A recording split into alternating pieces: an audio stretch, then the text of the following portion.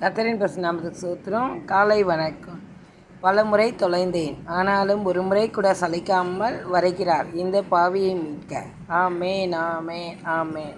இந்த வார்த்தைக்காக ஸ்தோத்திரம். பிரியமானவர்களே, நாம் பலமுறை ஏதாவது ஒரு தவறு செய்தாவது, ஒரு பொய் சொல்லியாவது நாம் அவரை விட்டு நாம் பிரிந்து போகிறோம், அவரை மறுதலித்து போகிறோம், அவரை நினைக்காமல் போகிறோம். ஆனாலும் அவர் ஒவ்வொரு முறையும் சலிக்காமல் நம்மை பின்தொடர்ந்து வந்து நம் பாவத்தை மன்னித்து நம்மை மீட்கிற தேவனாக அவர் இருக்கிறார். சூத்திரம்.